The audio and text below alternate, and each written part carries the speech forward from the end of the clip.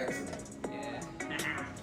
Good morning. Good morning. Welcome to Building Brilliance Book Club. I'm your host, Brian Wilson. Yep. Javada Hill.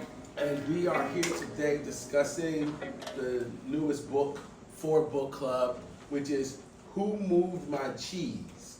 Who Moved My Cheese by Spencer Johnson is a popular motivational book that provides valuable lessons on adapting to change, which is particularly relevant for real estate agents who are operating in a consistently shifting market environment. So we're going to go through a couple of points because right now in real estate, as you know, we are in change. Always. Right, but this is a different type of change. So being in this different type of change right now, I thought this would be a very good book to go over and review. So before we get into the questions, talk to me about how you felt about the book overall. I was happy that we had a 100-page book, 96 page to be exact. Yeah. And I was like, oh, I can run through this real quick. You know, you see it publicized and stuff, and it's like, oh, just another thing added to the list. But it was worthwhile.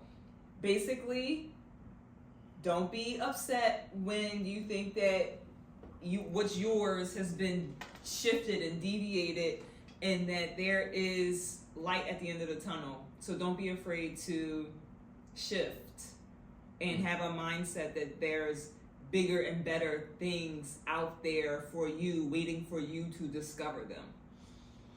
And I liked the visionary. Him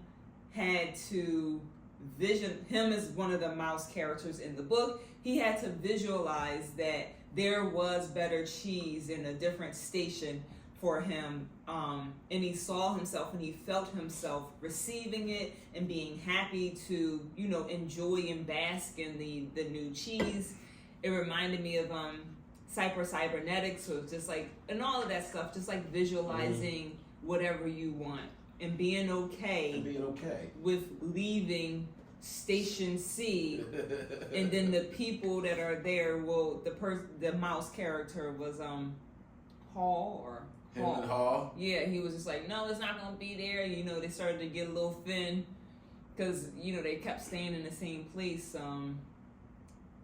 Basically, just like looking for the same cheese and going to the same place over and over again. The funniest part for me was when they started to knock a hole in the wall. Yeah, maybe it's behind the wall. Yeah.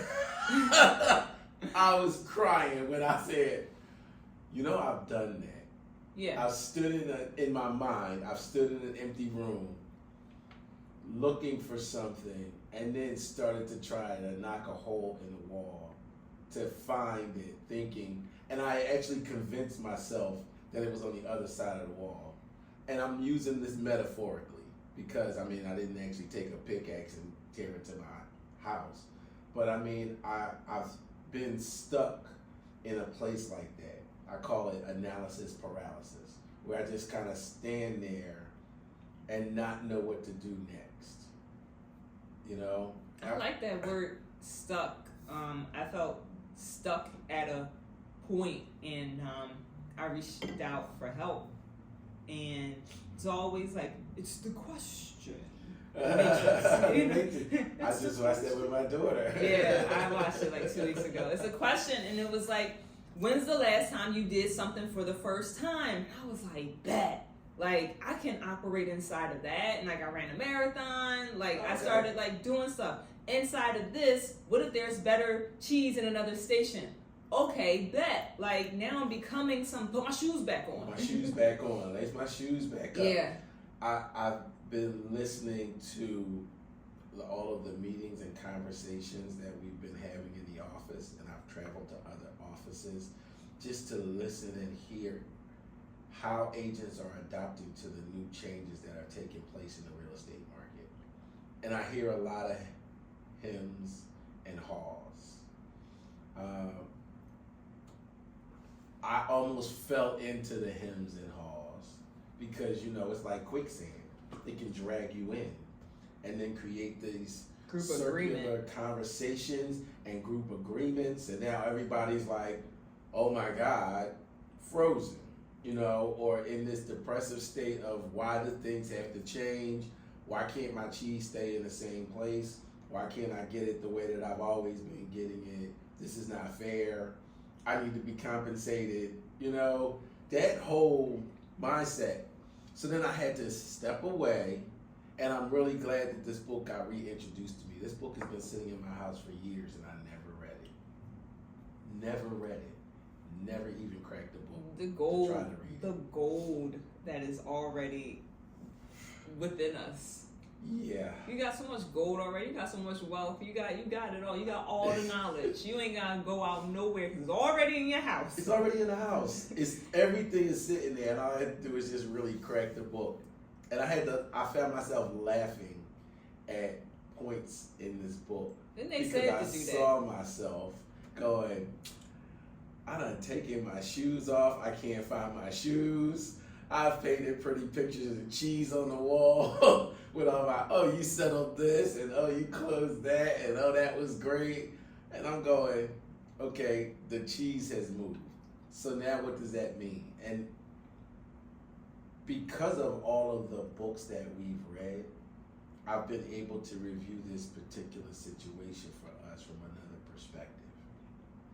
Not from the perspective of fear, but a perspective of what do I get to do now?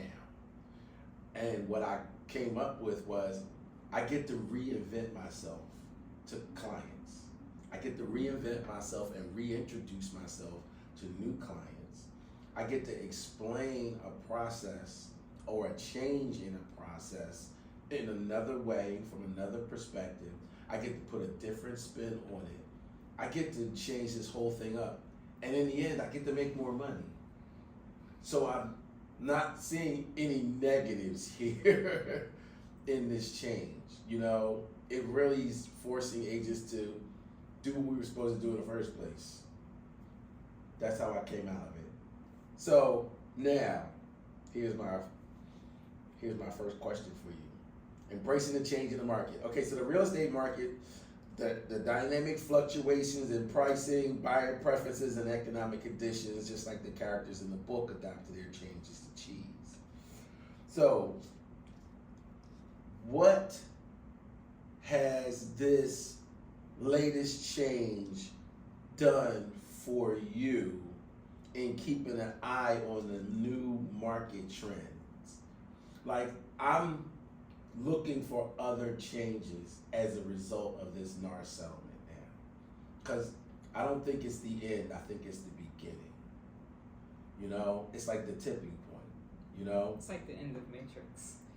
Yes. Matrix first when he's on the phone and he's Right. like, this is not the end, this is just the beginning. This and is he just the flies beginning, off. and he flies off. Oh, This yeah. is just the beginning of changes. So I think the changes, one of the aspects on the cheese that he wrote on the wall as he traveled is operating in a new beliefs. Old beliefs do not lead to new cheese. So it's a mindset shift. You're setting yourself to be now you're hiring me, which is new, better, different. It's a mindset shift. I'm putting myself in. I went to this politician's birthday party. Oh, really? Diversity committee. Uh-huh. Thank you that we signed up for that stuff because they put Oh. you in different Yeah. rooms and then they come to Harrisburg. I'm like, what the? Who am I? But it was nice, being in those environments and politicians were there and they just really take a lot of photos with people. Yes. They They love that. That is their. That's the only thing they really do.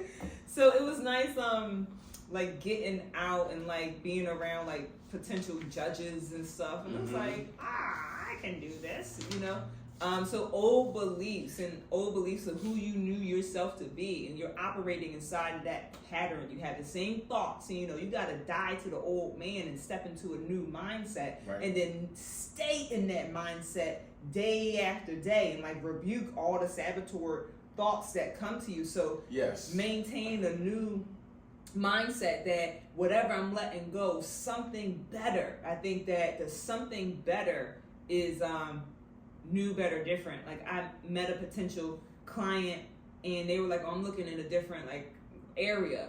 And I was like, I didn't say this, but I was like, oh, I never really been up there. I think about it, but 30 minutes, and I'm trying to just work, and operating in a new belief that this is where that's my new cheese, right over there. So, I am now sniff.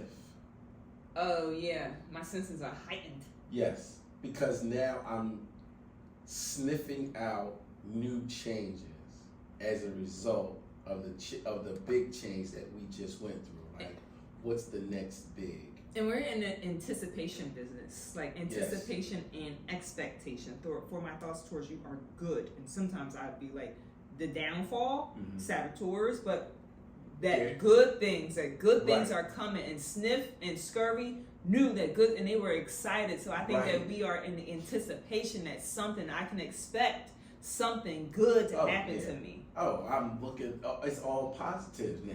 Yeah. That's all I see now is all positive now. Now my line of sight for critical path shifts, moves around.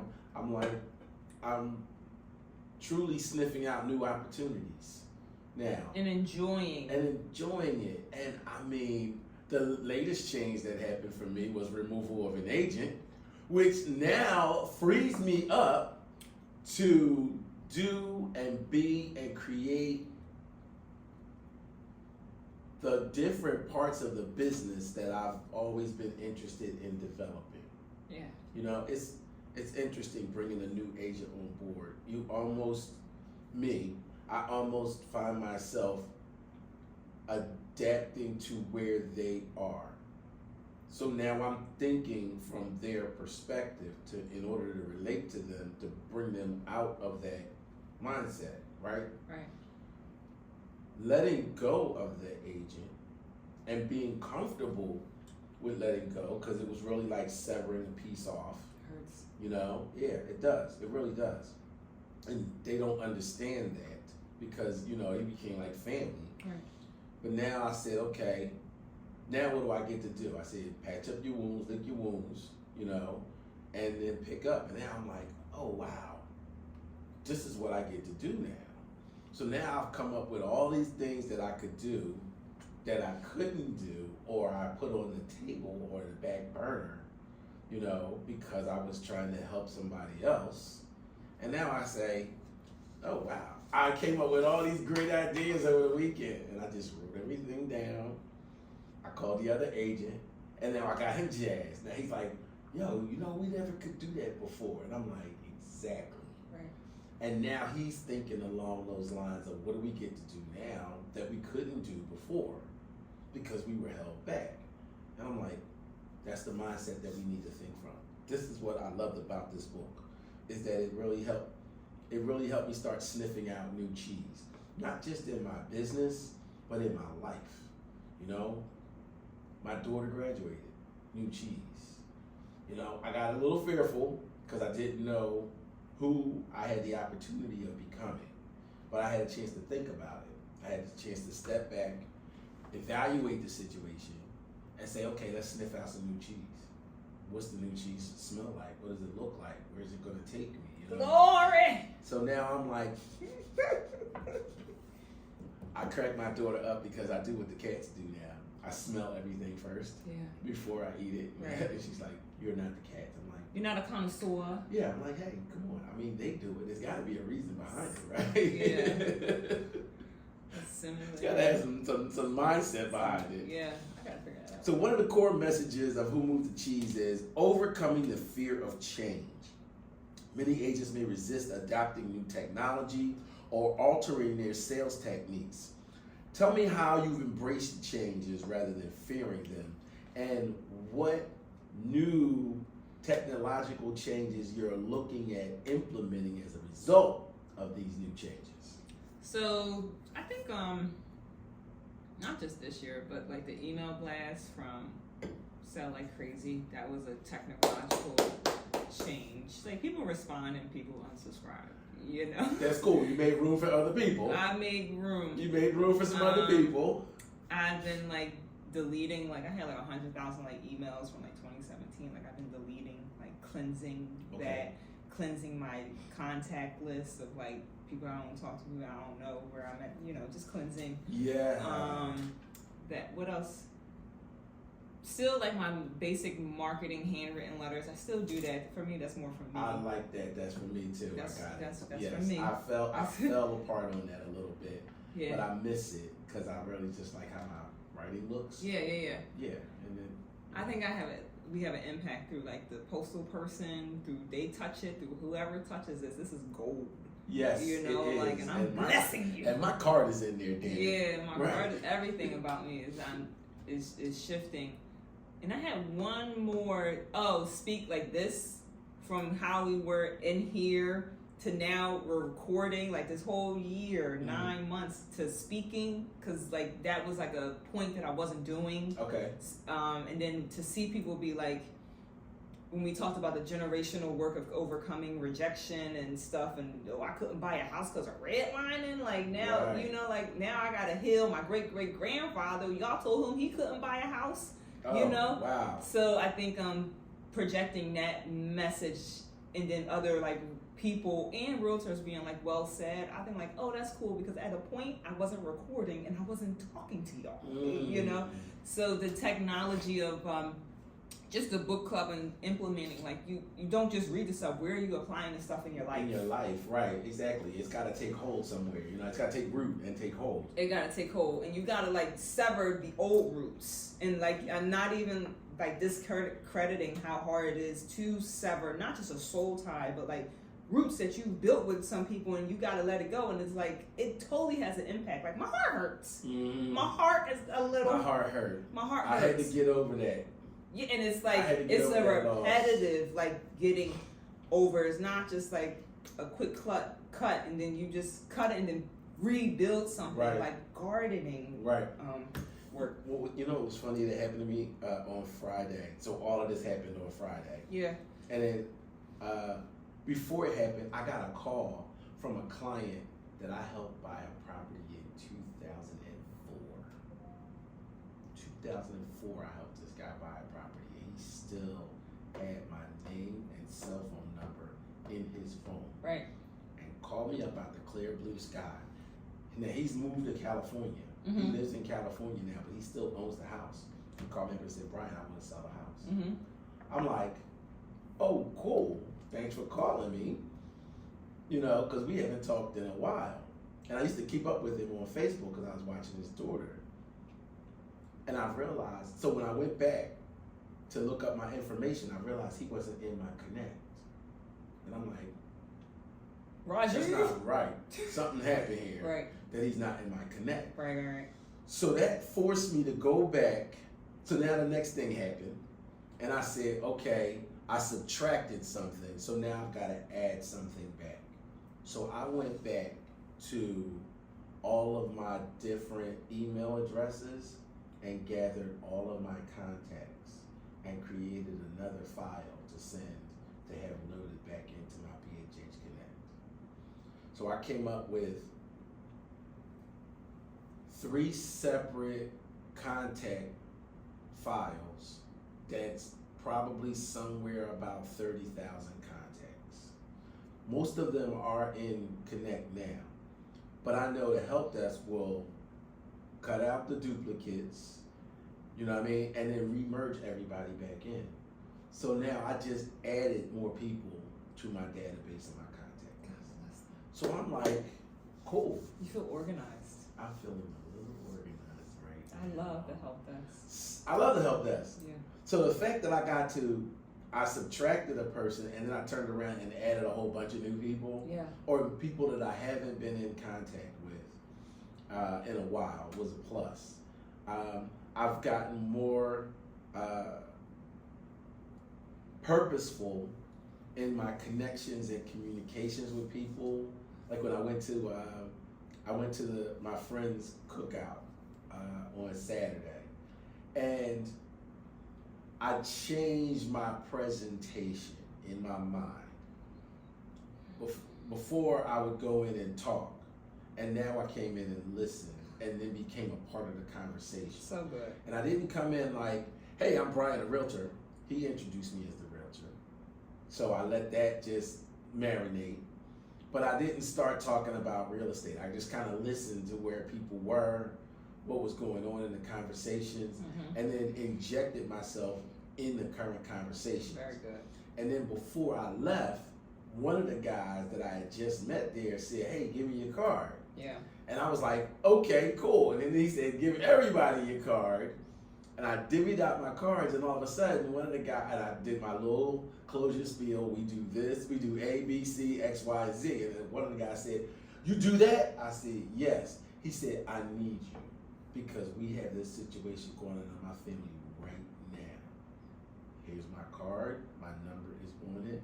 Call me. I'm here for you. What can I do? How can I be of service?" So I've been adding to my sphere of influence. You know what I mean? Just by connecting with people with friends and their friends of friends, and just finding new ways to exert influence. What the funny part was all the guys are from the same section. They all grew up together. They're from the south side in West Philly, Robin Street. I'm from the north side. So then we had this jovial dichotomy conversation between the north side and the south side. I pulled up the Moon Gang. They didn't think I knew about the Moon Gang. You know what I mean? They are all older than me. So creating connection. Yes. So I'm creating this connection of buzz and conversation. Like the synaptic, like nervous system, like you're like tapping into their electrons. I'm loving it. I'm having a ball creating this conversation. How to win friends and influence people. Did Yes. you remember all their names and repeat it back to them? I remember 3 of their names off the top because 2 of them had the same name. So it was like Mark. Easy. It was like easy, right? Yep. And that was the one that I ended up talking to the most at the end.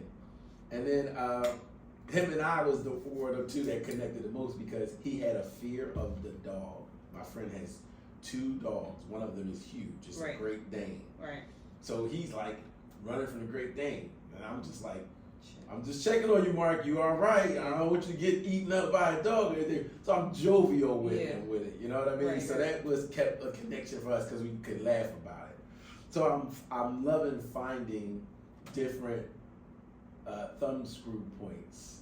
You know what I mean? To just kind of create connection. Right. And I'm using it pressingly, gently. You know what I mean? So the book helped me to realize that there's cheese all over the place. And now it's all different types of cheese, not just money. You know what I mean? There's value in friendships, connections, establishing connections. One of my friends whose house I went to, his best friend is a friend of mine that we found out that we were all friends. And he came over because it's their birthday. They share a birthday together. So yesterday was their birthday. So he called me up and he was like, "Are you still there?" And I'm like, "Yeah." He's like, "Don't tell him I'm coming. I want to surprise him." So he came, and we're both Masons. So we're both in the lodge together. So we had a whole conversation about that. You know what I mean? It was just connection. And creating that web, or realizing that web of connection existed, and then being able to strengthen it, pull it, tug it, bring people closer to me. I loved it. I had a great freaking weekend, and I appreciate this book, this little book about cheese, and then really, first of all, for me, defining what cheese meant, because I took it out of the context of just money. You know, originally when I got it, I was just thinking about money, buyer agency contracts, and, you know, how to get paid as a buyer agent. That was the only perspective that I thought about it from. But now, after listening to it a couple of times, I realized that cheese can mean anything, you know? So I've been able to move the marker by changing what my concept of cheese is. That was what I got out of this. So let me ask you, just as the characters needed to adjust their new environment in the maze, real estate agents must continuously adopt their communication strategies to align with the evolving needs and preferences of their clients.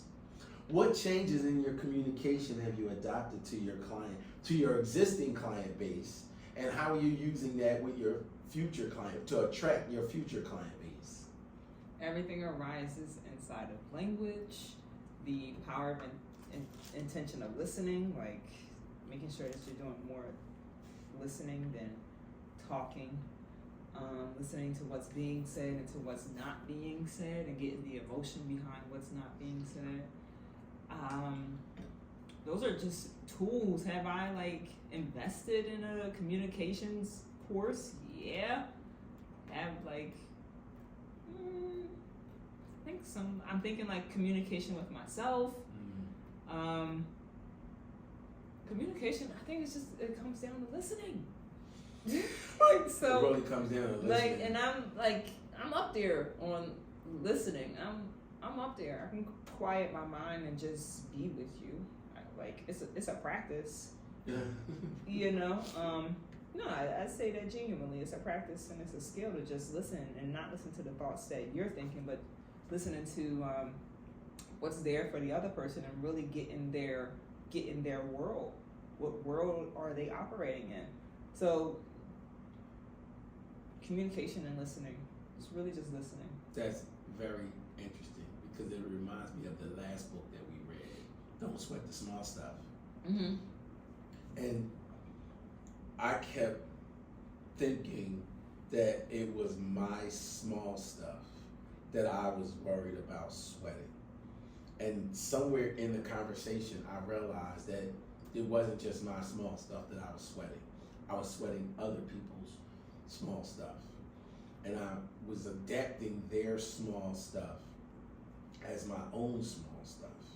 So like the conversations we had about people not speaking in the elevator. Yeah. Now I've changed that and I've made it a practice. Yeah. There's still only one person I won't speak to.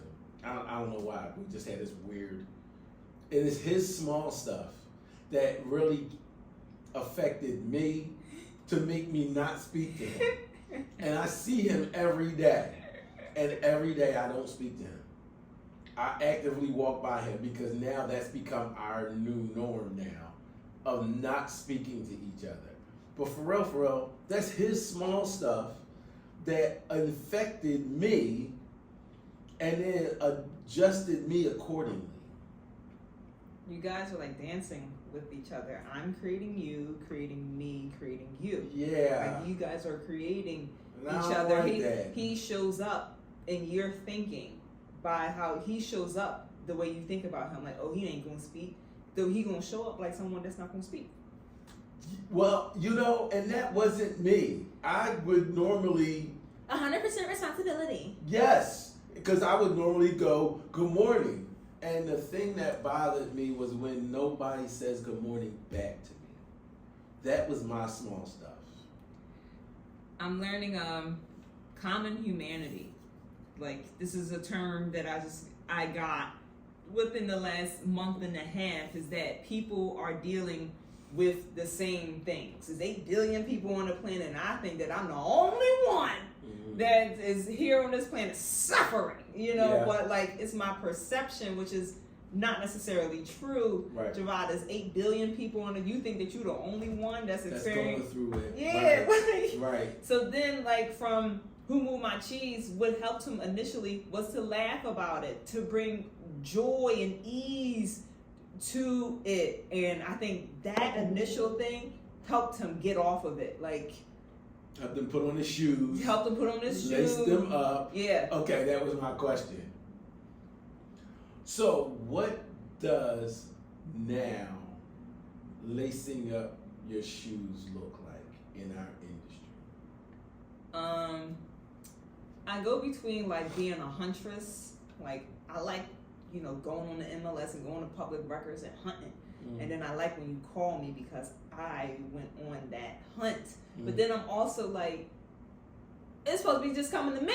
You know, I ain't supposed to be like, so I'll like have to go get it. Yeah, so I go, you know, law of attraction. back and forth. Like if I'm like attracting it, then I shouldn't be like door knocking. But like, come on, Javada. Like sometimes you gotta take that action for something else to arise. Like you think you gonna get the deal from door knocking when it's gonna come through your email blast, but you gotta take some type of action inside of that realm. So what does putting on my shoes look like? Sometimes lacing them up, because that's a whole different process. I think like lacing my mind that I'm going to get something. So sometimes it's not physical. I think it starts in the mind, and when you lace up your shoes, you're securing your foot inside of that. You're tightening the strings. You're securing your foot. So what? Like maybe it's not my foot, maybe it's I'm securing the framework of my mind that I'm anticipating because I'm only lacing up my shoes to go somewhere. Right. So I think you first accomplish stuff in your head, and then it trickles down. Your head tells your fingers to lace up your shoes. So I think it's lacing it up is a reflection of like you're securing your mind. Like I'm anticipating getting new and bigger, better cheese. I'm anticipating you lace up your shoes to run a marathon. Like I'm anticipating finishing this marathon, and I'm securing it. Lacing up my shoes for me meant going back and reviewing my buyer presentation and my seller presentation, and like really dissecting it, analyzing it, tightening up my everything. Like my thing is conversion, right? If I meet 10 people, I want to convert 10 people into clients, right? If I convert 9, I'm still good. I'm not upset. So I focus on conversion. So now my lacing up meant how do I reintroduce myself in the state of this changing market where now I can't really have a conversation about specifics and particulars for a client perspective need before we go through this paperwork. So now how do I revamp the conversation, redirect the conversation, and then refocus them on, if you want to have this conversation for real, we have to meet in the office. There's documentation I need to go over with you. There's paperwork I need to introduce you to because the market is changing. And it's best that we sit down and go over this conversation first before you start sharing all your personal information with me. Because, you know, people will start walking up to you, yeah, my credit score is 650 and, you know, I got 20,000 in the bank and I want to buy a house. Whoa, slow down, speaking. You dumping on me like we're already working together and I just met you. So now let's go back to the beginning. So now lacing up my shoes for me meant, how do I redirect that conversation? How do I create some stickiness, new stickiness now, and then bring them in and then reintroduce them to and through the process of real estate? So it's exciting for me because it's like chess. Because now I can just re-strategize, reevaluate my pieces, look at what my arsenal looks like, what I have to work with, and how they move in relation to whomever is on the other side of the board. It doesn't even matter now. Whoever's on the other side of the board, I'm just like, okay, let's look at what you got going on. I'm gonna look at my pieces and see what I got going on. And then we're gonna work from here to create our goals. I'm gonna take your queen. I can play without a queen. I can play without a queen now. You know what I'm saying? But it's gonna be a queen trade in here. If mine's is going down, yours is going down too. But I like that I had an opportunity to really reevaluate what cheese meant to me, you know, and how to put that into perspective. Okay, so now it's 8:42. This is the point of book club where we compare and contrast the current book that we are reading with a book that we've read in the past. So Javada, tell me what you want. Who with my cheese? Oh man. I love it when I catch her off guard with this question. Yeah, man. I was about to be like Demetrius real quick. You know what he was gonna say. Something. And I'd be like, trying to overthink it and trying to find something crazy and like out of the box to shift into. I have mine. I know. I got the name of the book. Oh yeah, I got it. All right. I think one of your favorites. The obstacle is the way. Oh no, not the obstacle is the way. Was that yours? Okay, no, it wasn't right. mine. Go ahead. That's By Ryan Holiday. You gotta be on the path. You think that it's an issue, that you think you're in an obstacle. The cheese is in station C, and then they stop bringing the cheese. That's an obstacle, and I don't want to go in the maze because I'm afraid I'm gonna get lost and I don't know the path. I've never been down here before. That's the obstacle, but that is also the way to getting to what you want down the line. So. Don't be. I like that. It's Don't get stuck. Don't get stuck, and Right. It's okay to see the fear, but that's not. You don't gotta live inside of it. You can see it live inside of it. and keep it pushing. You can see it and still take that walk. Right. So I'm gonna go to compare.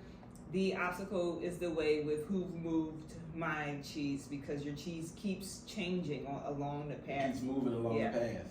Wow. Okay. You got a contrast? A contrast of who moved my cheese. Hand me that pen, please, because before I forget what I was getting ready to say. Contrast. I would have went with. Keep on. Right. Because I wanted to look over here and see what I'm writing down. I'm gonna go with the hidden messages of water. It's okay. Okay. As a contrast, because water flows and you stop the flow if you don't go with the movement. You put a barrier, I don't know, they were mice, but if you were a beaver, you put up a dam to be like, oh, I can't see nothing else. All this water, I'm going to stop all this water. I'm going to put up this dam because I don't know what's below the cliff. And it's a beautiful waterfall, but you don't know because you put up all these fences. Yeah. So you stop the flow of water. So as a contrast, you stop moving. You got stuck, and we talked about being stuck. Yes. And sometimes it's the question, what would I do if I wasn't afraid? So sometimes the question is they move you, and Hall wasn't moved. He was just he was moved by fear, which had him paralyzed. Yeah. And some of the other ones, they were just so excited, I'm jumping off the cliff, and I'm just gonna not dramatic as that, but they were free, and water is free flowing go down the stream. Wow, you just made me think. You might make me change my answer a little bit in your answer, but my compare was Think and Grow Rich. Okay. So I compared Who Moved My Cheese with Think and Grow Rich. Okay. Because I was looking at how to think about growing rich and what that actually meant in relation to where the cheese is now. So putting those two together forced me to think again about what rich means. Yeah. Because it's not just money, it's not just monetary.